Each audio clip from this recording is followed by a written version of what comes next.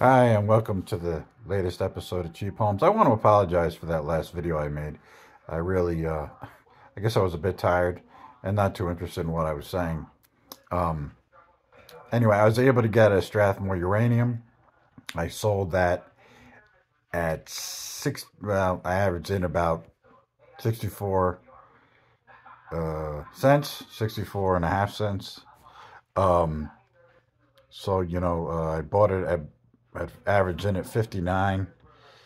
So I don't know, what is that? It's about a 8% return, couple days. Um, I actually have an aftermarket order, which isn't going to get filled, but I put it in there anyway. Buy 200 shares more. Um, anyway, I just wanted to let you know that I wanted to talk a little bit about global affairs, and I'm saying this. I've made a video about the Ukraine and the eventual outcome, along with Taiwan, and along with the best solution for us. And you know, I see this Kennedy guy. He's running for president, uh, and I don't know if it was his father or his uncle, but he was a guy that said, I believe he said, "Ask not what you can do, what your country can do for you. Ask what you can do for your country." Uh, I can sum up the mindset that America needs to take in order to keep or possibly even repossess the position of leadership in the world. Ask not what you can take from the world. Ask what you can do great for the world, and the world will make America great again. Now, I know I I don't know if Trump people will like that. I don't know if the Democrats or people who support Mr. Kennedy will like that. I don't know. It's not why I said it. It's because that's the direction you need to take, and that's the attitude you need to have going forward. Um, and Without criticizing any other particular politician or anything, you can go back into the U.S. history. Um, World War II, we did a great thing for the world. We stopped the Nazis. Um, and in turn, because we did such a great thing for the world made the United States great. As a matter of fact, imagine this: a U.S. soldier in full uniform could march down the streets of Tehran, which I believe is the capital city of Iran, and the people would have stood on the side of the road and saluted him. Uh, that's not going to happen today. And shortly thereafter, um, the world decided that the dollar was the standard currency in the world, was going to be, and was. Uh,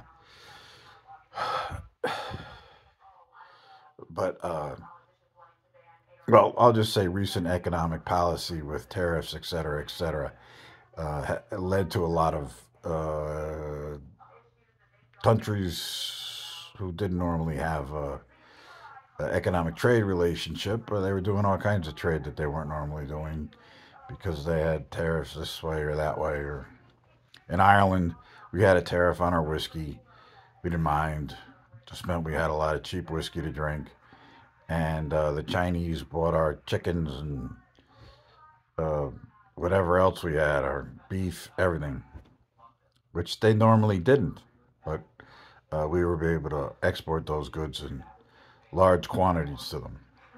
So, and that was an economic relationship that um, was established that hadn't previously been. Um, Now I'm going to touch briefly on this thing, brag. Uh, this is crazy. Uh, and I'm not even going to say specifics, but it is all just so reflective of what is going on and has been going on in the nation for years now. Um, I find it both troubling and fascinating at the same time. Um, I'm really sorry I don't have any other cheap homes. I will tell you this: commercial real estate is gonna the banks are gonna get banged hard on it, and it looks like the government has changed lending practices so that people who wouldn't have gotten a loan, they're going to get a loan. They're trying to save the residential mortgage side because if both of them crash, the banks are in big trouble. Which looks like they are going to have some trouble. Um, but foreclosures are up, repossessions are up. So I would continue to suggest that if you're in the market for a home and you can hold off for as long as you can, or until I change my mind. But yeah, continue to hold off. Um, car prices, the car market is so crazy and so heavily manipulated by both the auto industry and new car dealers and used car dealers. Uh, you know, you can go out there and you can find something decent. You find something decent. Tell you you need a car, go ahead. I'm kind of against spending a lot of money on a car. Definitely with interest rates as high as 14% on purchasing a vehicle, it's something I'd avoid. Um, I I bought a little British Petroleum today. Um, what else did I buy? Oh, I bought a couple Tesla stocks, and yeah, I'm in at like $1.75, or excuse me, no, I'm in at probably $1.80, and it's at $1.69. So I might have to go buy another one. Um, I got out of that Strathmore Uranium. I think I told you that, and that was about I'm not great at math. Maybe a 8% gain over a couple days, which is fine. Um, I bought some Neo. I bought 2,000 shares of Faraday. I think I'm in at like 23 cents, and I sell that at 24 and a half, which will be like a 4% gain. So we'll see how many days that takes to come back. Hopefully not too many. Um, and I'll probably hold off on the Tesla purchase. Tesla tends to lead the market down and lead the market up. Tesla and Bitcoin.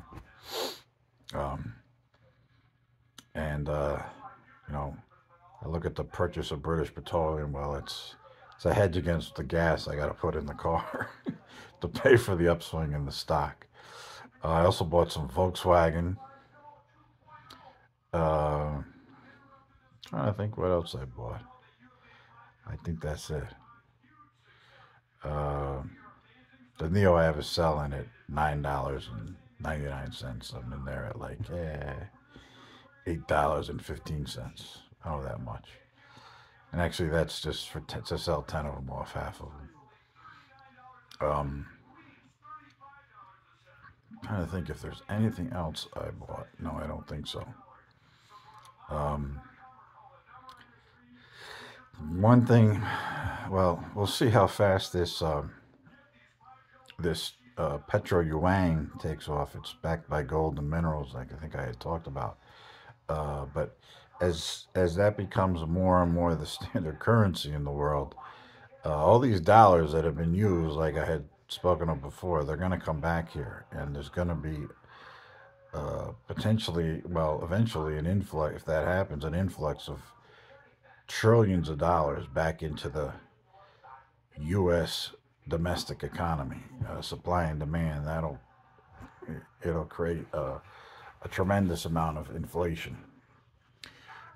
So hopefully, if that does happen, it happens at a slow pace, not all at once, coming back. Um, but I would tell you to continue to save your pennies, and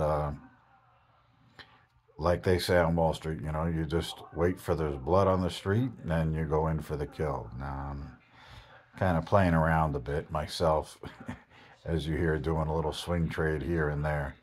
But overall, I don't have access to much funds to even, you know, if I'm making even small moves on swing trades, if the market tanks, I don't have a ton of cash I can go in there. And so I should try to be a little,